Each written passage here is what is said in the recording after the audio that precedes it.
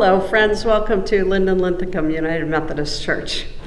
I have a Bible in my hand. I usually do when we do these devotional messages, but I kind of like to read the Bible, actually, but I know that that's not true for everybody, and actually I know it wasn't always true for me either.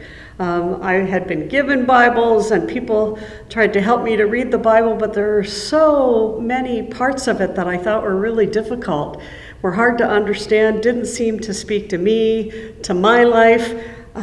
I knew I should read the Bible, I should want to read the Bible, but it was just really, really tough for me, and it's become a gradual, I guess, love affair.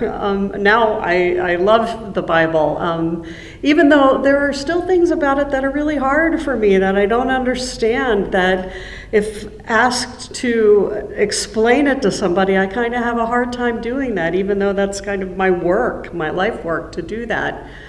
But there are so many things in the Bible that are really, really wonderful, so I thought that I would take a look at some of the Psalms. So I'm going to do that for the next couple of weeks at least, as we have these times of devotion, and I want to lift up some of the things in the Psalms that are really special. The Psalms are the prayer book of the Hebrew Bible.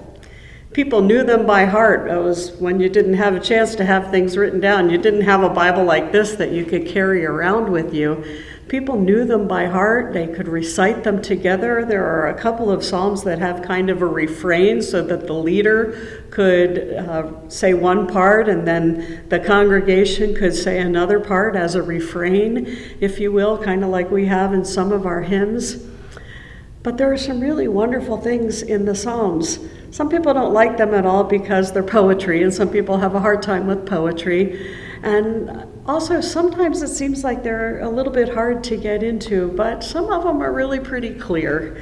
So I want to start today with Psalm 1. Start at the very beginning. There are 150 Psalms, by the way, so I'm not going to do all of them. Just for the next few weeks, I'm going to do a few of them. This is Psalm 1, and I just want to read you the first 3 verses. It says, the happy person, the truly happy person, doesn't follow wicked advice, doesn't stand on the road of sinners, and doesn't sit with the disrespectful. Instead of doing those things, these persons love the Lord's instructions, and they recite God's instruction day and night. They are like a tree replanted by streams of water, which bears fruit at just the right time, and whose leaves don't fade. Whatever they do succeeds.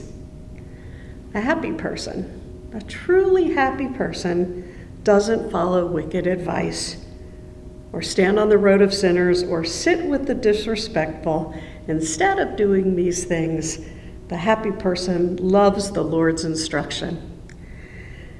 I think this is a message for our time, isn't it? Think about all the people who speak in the public square and do so with hatefulness and do so disrespectfully of other people and of God, surely also, but of the people that God created in God's own image, people who speak disrespectfully, even hatefully toward other people, who are always snide and condescending, who are always assuming ill of another person. Do you know people like that? Are you sometimes a person like that? Do you see that on TV or in media?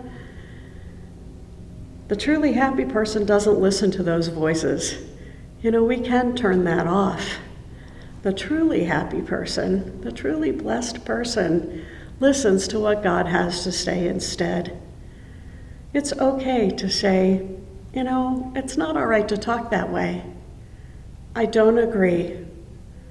I'm not going to be hateful toward another person. It's okay to stand up and say those things.